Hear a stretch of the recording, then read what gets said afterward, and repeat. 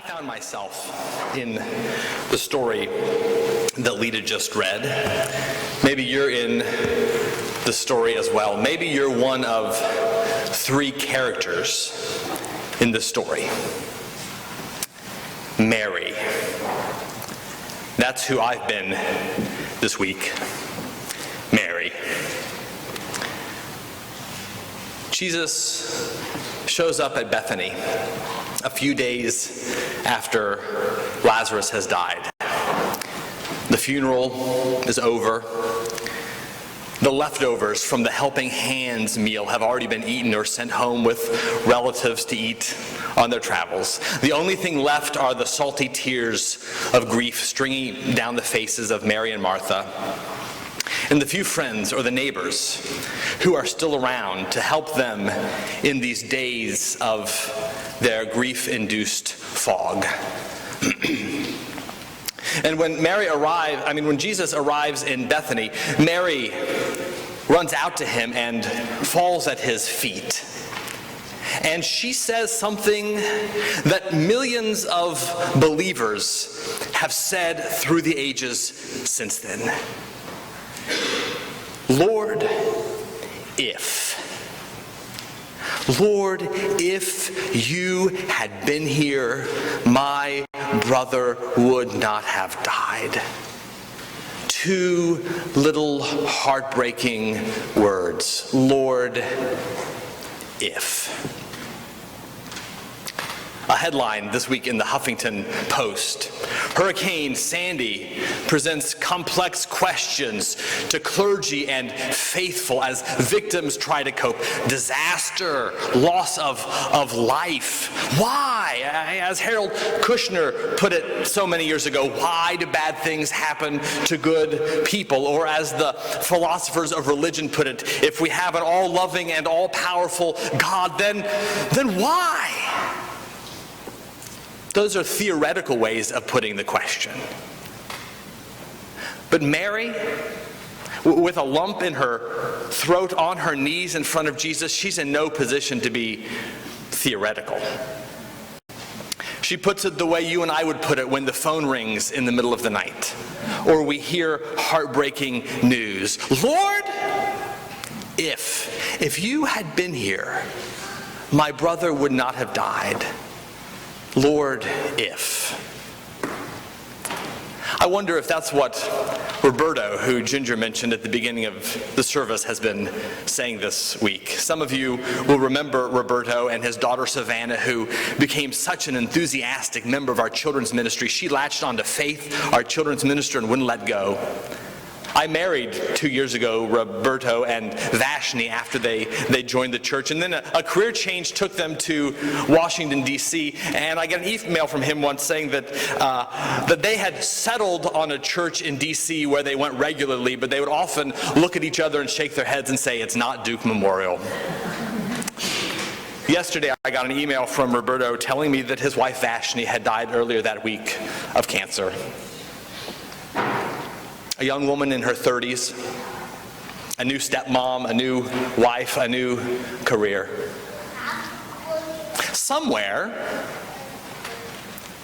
a mother or father, a husband, some friends are saying, Lord, if. Lazarus is dead, but Lord, if you'd been here. The hope in this passage, for those of us who are married today, if there is any, those of us muttering under our breath, Lord, if, as we try to carry on. The hope in this passage is simply this. Jesus is there for her to say it to. She is not like so many others who know nothing of the love or presence of God. So their cries of grief are cries into a dark abyss, wondering if anyone or anything is there listening. No, Mary has a God with feet she can grab onto. She has a God with a face she can look into and say what is on her mind. And a God with a face who can look back at her and not chastise her, or accuse her of impertinence, but who can look in her eyes and simply weep with her. Because nobody hates death more than Jesus. Some of us are merry today. I'm merry today. Hearts heavy, Lord, if. And Jesus is here, listening to us. Lazarus. Maybe we're Lazarus. I've been Lazarus. We've all been Lazarus. Lazarus is dead. In the tomb, dead. Really dead. But this is the Gospel of John, and in the Gospel of John, nothing is simply what it is. And in the Gospel of John, death is not simply what happens after the end of physical life. In the Gospel of John, death is the name for the kind of life many of us live.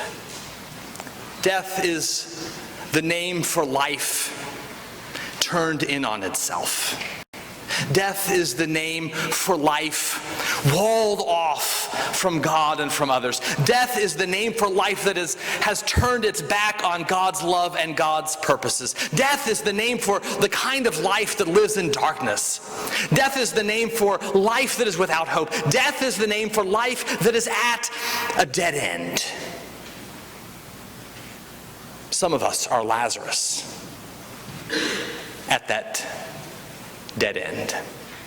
The book Unbroken is the remarkable, extraordinary story of Louis Zamperini. Zamperini was a rising Olympic track star in the 1930s when he joined the Air Force and became a bomber in World War II.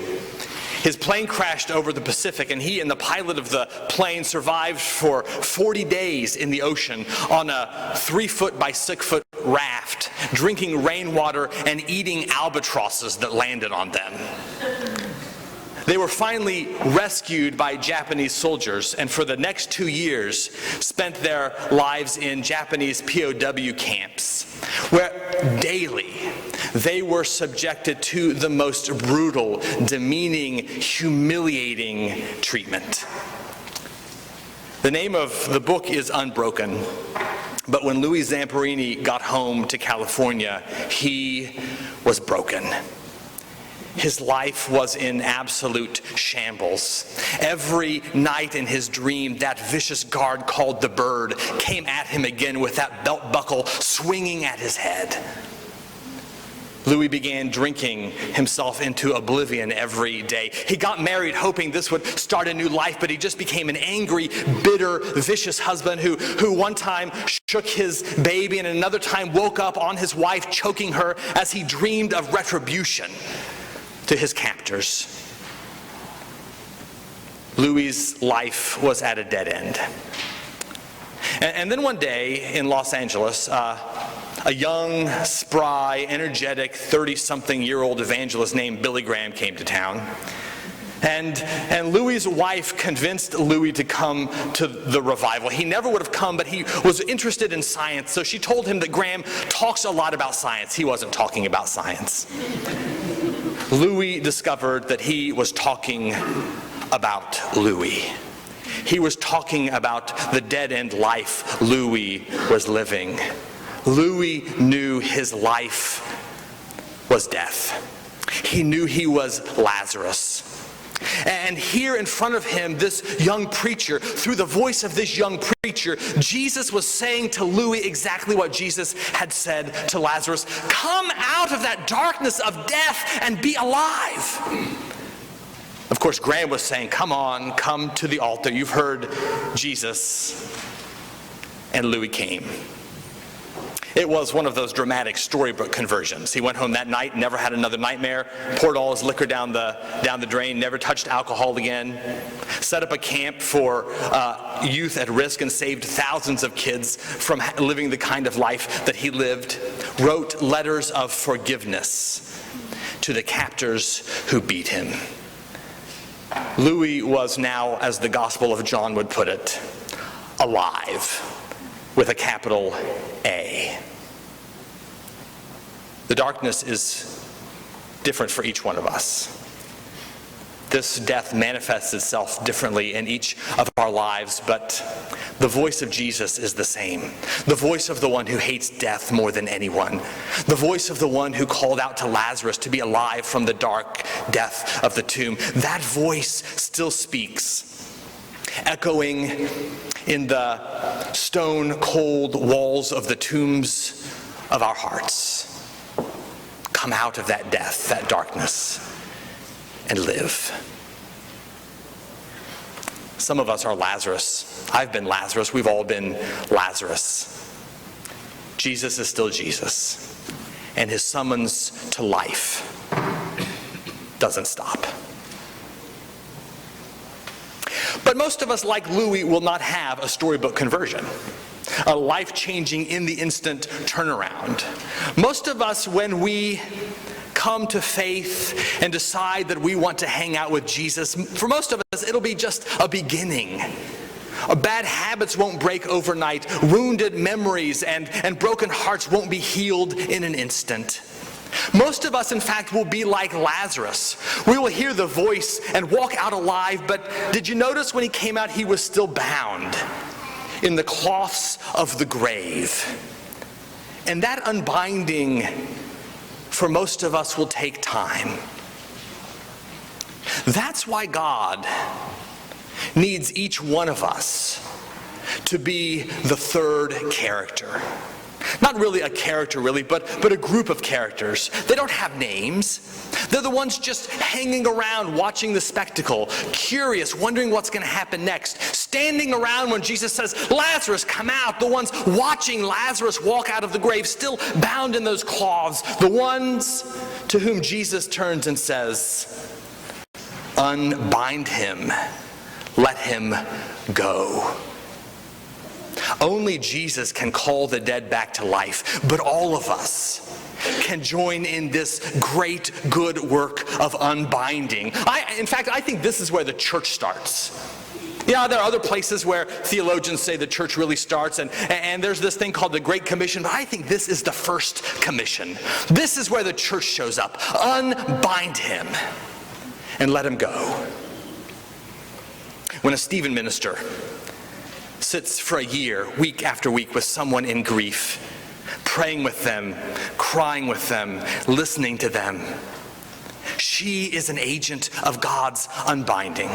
When a recovering addict invites another addict into the basement of our church so they can sit together and encourage one another and support one another, agents of God's unbinding. When you invite a coworker who's suffocating in loneliness or grief, when you invite him to a fellowship meal or your small group or into your own home for a meal, you, unbinding. When you volunteer to be a confirmation partner, or you visit a shut-in in a nursing home or in their home alone, or you visit the hospitals, or you join a team that's going to support a family who's just come out of homelessness, or you join a team that's going to support refugees who have just moved to this country. You, unbinding. When you create the safe space for someone in your life, by your refusal, your absolute refusal to judge them for how they look, for what they wear, for how they dress, for how they think, for how they vote, or whether they vote, which is particularly hard with relatives, for who they love, for how they've lived. When you offer them the gift of this refusal to judge, you are offering them the greatest gift of God's unbinding. Some of us this morning might be in a place where we need to experience a little bit of unbinding. And if you're there, I want you to know that after communion and during communion, there are going to be prayer stations up here with some members of the church who will anoint you with prayer, with oil if you like, and pray for you. And you can tell them what your needs are, where you're bound, and they will ask God to be in that with you. And maybe, just maybe, who knows, maybe, just maybe, when you go back to your seat, we'll see a few bands of cloth fall onto the ground. By the end of the story, I'm sure Mary and Martha are involved in the unbinding. And I think Lazarus is probably involved as well, tearing the cloth off himself. And then those unnamed spectators, you and me standing there watching, invited into this beautiful work. Unbind him and let him go.